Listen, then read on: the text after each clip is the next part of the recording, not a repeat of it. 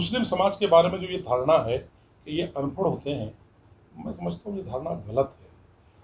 मुस्लिम समाज के हर उस व्यक्ति को जो माँ की गोद से पैदा होता है, अजान में आवाज़ दे करके इस दुनिया में लाया जाता है, जिसका मफहूम ही ये है कि तुम इस समाज की सबसे बड़ी कड़ी हो और उस मालिक की पैदावार हो जिसने तुमको इस दुनिया में कुछ अच्छा करने के लिए भेजा है। हम अपने बच्चों को पहले मदरसों में भेजते थे, अभी भी भेजते हैं, बड़ी संख्या में भेजते हैं, जहाँ से हम बेसिक शिक्षा, जो धार्मिक शिक्षा होती है, जो सामाजिक शिक्षा होती है, उसको उनको सिखाते हैं ताकि उनको ये समझ में आ सके कि तुम जब घर में रहोगे क्या बर्ताव करोगे, बाजार में जाओगे क्या बर्ताव करोगे, बड़ों से मिलोगे क्या उनके साथ सलूक करोगे, छोटों से मिलोगे उनके साथ कैसे रहोगे। ये शिक्षा का एक पहलू है। सामाजिक शिक्षा जो दुनिया में हमको आगे बढ़ने और समाज में जीने और रोजगार देने का जो एक कार्य करती है, उस शिक्षा के प्रति जरूर हम कहीं ना कहीं पिछड़े हुए हमको माना जाता, पिछड़े हुए है नहीं। अगर आप संख्या के अनुपात में तुलना करें तो मैं समझता हूं कि हम उस संख्या में पीछे नहीं है, लेकिन चूंकि मदरसों में शिक्षा पाने वाले को ये समझा जाता है कि ये रूढ़िवादी है और आज भी उसी शिक्षा पर चल रहा है।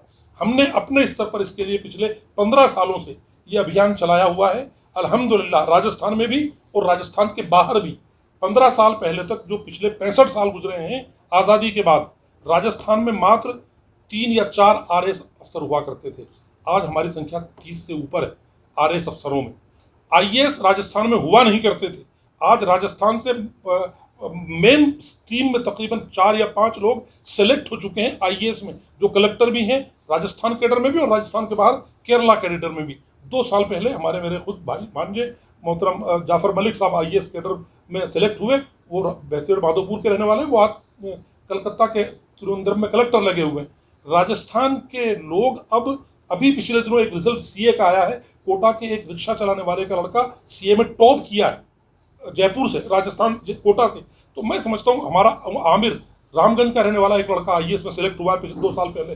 तो मैं समझता हूँ कि हम लोगों ने जो प्रयास किए हैं, मैं खुद राजस्थान में आपकी दुआ से तकरीबन 15-16 कॉलेजेस चला रहा हूँ, जिसमें आईटीआई, डिग्री कॉलेज, अपना बीएड कॉलेज, नर्सिंग कॉलेज, सारे कॉलेजेस हैं। और हमारे यहाँ से पास आउट स्टूडेंट हिंदुस्तान के हर एम्स में इस वक्त बड़ी संख्या में 30-30, 40-40 स्टूडेंट कार्य कर रहे हैं और मरीजों की सेवा कर रहे हैं। हमारे यहाँ इस वक्त तकरीबन 600 डॉक्टर्स हैं राजस्थान में मुस्लिम समाज से, जो मुख्तलिफ क्षेत्रों में और राजस्थान में सेवाएं दे रहे हैं। चिकित्सा क्षेत्र में तकरीबन 1000 से ज़्यादा मुस्लिम इंजीनियर हैं जो लोगों की मुख्तलिफ कंपनियों में कार्य कर रहे हैं। ये जो नया यूथ है हमारा, थोड़ा बहुत लोग ज़रूर इधर उधर भटके हुए हैं, उनको रास्ते पर लाने का ये प्रयास है जो ये कॉन्फ्रेंस है। लेकिन मुस्लिम समाज मेडिकल शिक्षा में, इंजीनियरिंग शिक्षा में, प्रशासनिक सेवा में, नर्सिंग शिक्षा में, हर लेवल पर अब अपने भविष्य को तलाश रहा है और ये समझ रहा है कि सिर्फ अल्पसंख्यक होना काफ़ी नहीं है, समाज में उन लोगों के बराबर आना होगा जो विकसित समाज का पार्ट है। और उस तरफ अब मुस्लिम समाज बढ़ रहा है, मदरसा शिक्षा को भी मॉडर्नाइज कर रहा है।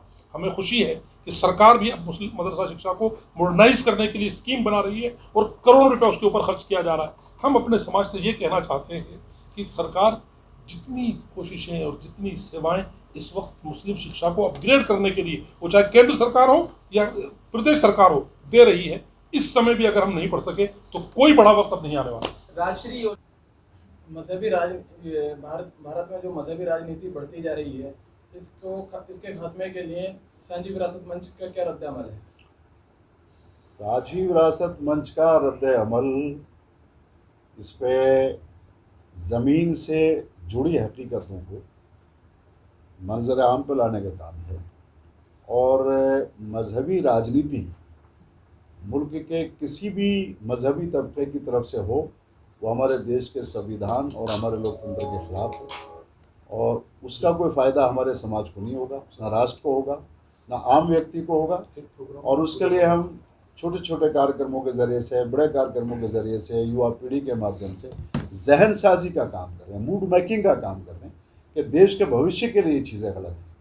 इस हिसाब से साझी विरासत मंच की बहुत सारी जनसभाएँ हुई हैं और सर्व समाज के लोग उनमें बुलाए जाते हैं, बड़े अधिकारी लोग बुलाए जाते हैं, जिम्मेदार लोग बुलाए जाते हैं और बात होती है इसके ऊपर। इसमें मूड में इसका बात का खुलासा यह है कि जहन साजी जिसको आप जब तक आपका मूड तैयार नहीं होगा युवा पीढ़ी का, वो समझेगी नहीं अपने नफ़ा नुकसान को, तब तक इस तरह के जो फर्जी लोग हैं जो मज़हब के ऊपर आधारित राजनीति करना चाहते हैं, उनका बोलबाला होता रहेगा।